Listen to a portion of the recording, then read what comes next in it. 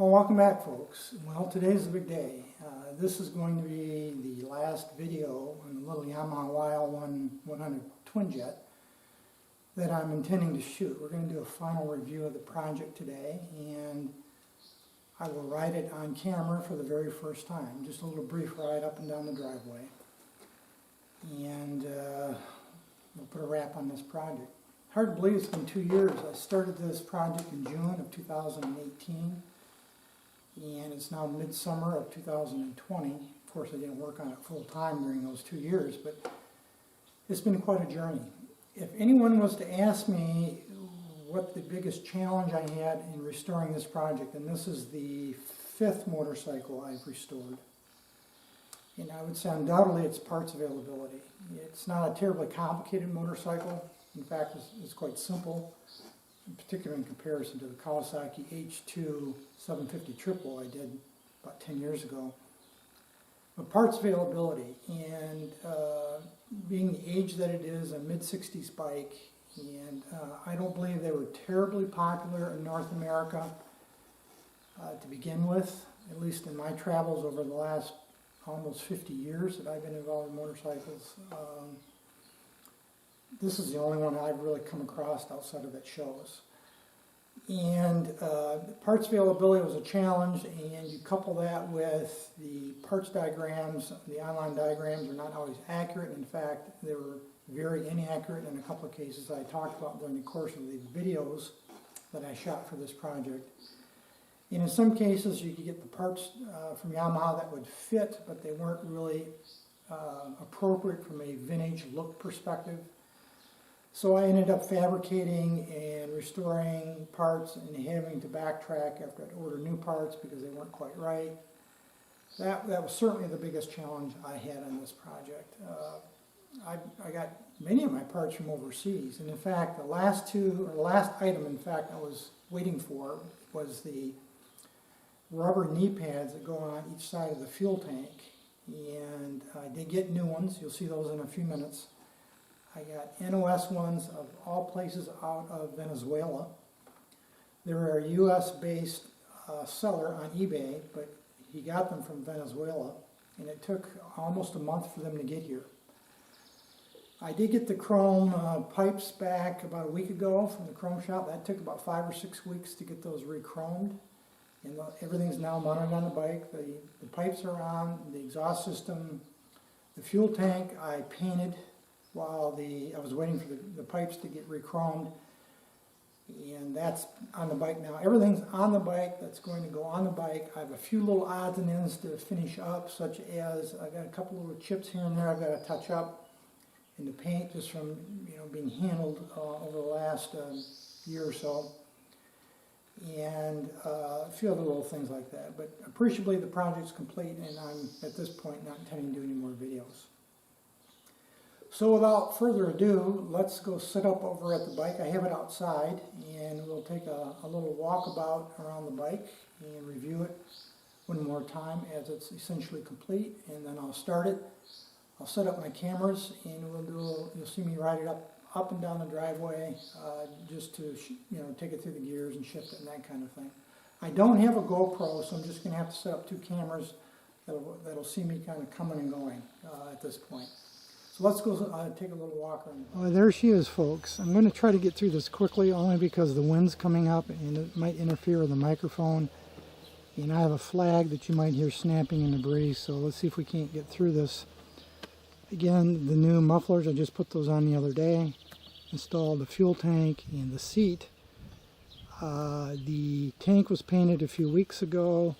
I did that myself. In fact, I did everything on this bike myself with the exception of the chrome, the crankshaft, which I rebuilt by Roy's Rides, and the cylinder boring. Even though I have a lathe, actually I got 2 of them, I'm not really set up to do cylinder boring, so I had a local machine shop do the boring of the cylinders. Other than that, all the mechanicals, all the paint, and the seat, everything else I did myself. Wheels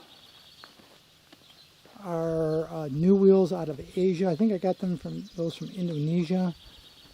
I could buy 2 brand new wheels from Asia, and usually it's Thailand or Indonesia that I get them from, cheaper delivered than I could have one of the original wheels rechromed. In my area, each wheel costs around $250 US for rechroming, which I think is ridiculous. If you remember way back when, almost 2 years ago, I had to piece that fender in. I had to weld in a new piece because that fender had been bobbed. If you're not sure what I'm talking about, go back and look at one of my earlier videos in this series. But I actually, that rear fender was from 2 different bikes. Seat, of course, I recovered it myself. I'm not particularly proud of that. It's not my best work. There's a little bit of a ripple right here. Talked about that a few videos back. The engine side cover right here, it covers the electrical system, is an NOS part. The original was severely damaged. It had gouges in it. Keep working our way around. Everything works. All the electrical, horn, headlight, high-low beam, tail light, brake light.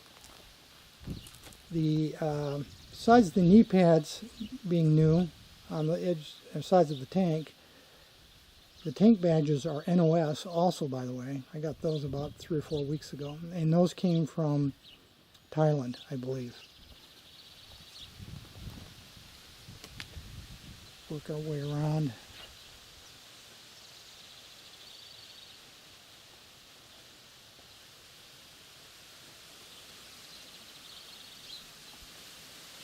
That engine cover right there covers the oil pump. That chrome one was rechromed along with the exhaust system when I had it done. The stanchions, the inner stanchions on the front forks were NOS. Again, I got from Asia. The rest of it, the springs and the chrome caps that capture that exposed spring, were original to the bike, and I just had them rechromed. There are a few little nicks and chips that's developed in the paint. That's kind of normal, unfortunately, that I'm going to have to come back and touch up. There's a couple little nicks in the swing arm, and in fact I have one in the tank. I think you can probably see it right there. I don't know how I got that in there. Somewhere when I installed the tank, I bumped it and chipped the paint, and I'll have to touch that up. Just part of the process. That little mud flap right there also came from the Far East, Asia somewhere. Taillight fixture, I believe, starting to lose track here, I believe was the original on the bike. Could be wrong on that. Side cover decals there that you see on both sides of the bike came from Diablo Cycle in Ontario, Canada. It used to be reproduction decals. They're a great supplier, by the way. They're my go-to source for those kind of decals. I did put those on myself. All the painting of this bike was, well, I should say most of the painting of this bike was done a year or more ago. In fact, the frame and the swing arm I painted fall of 18. The fenders, or the front fender rather, and the engine, or the body side covers right here rather, were painted a year ago, summer of 19. And of course the fuel tank I just did a few weeks or a month ago or so. Handlebars are original to the bike. Seat's original, it's just been recovered with new foam. The seat pan is original. And if you remember, there was some significant denting in the fuel tank right there that I had repaired before I painted it. I think you can see what everything looks like right there.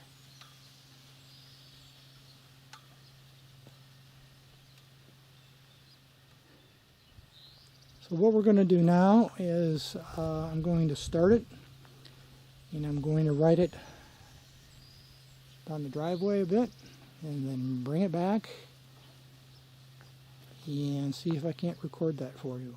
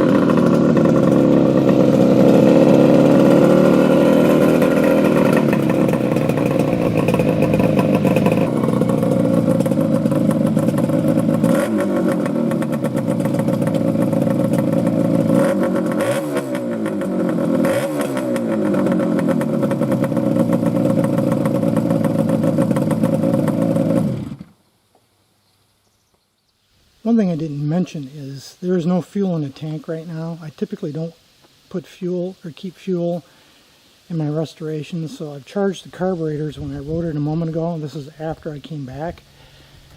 And I charged the carburetor with the fuel, removed the temporary fuel tank, and then took it for a ride. And you can see there the fuel lines are just stubbed out. I don't have them connected to the carburetors.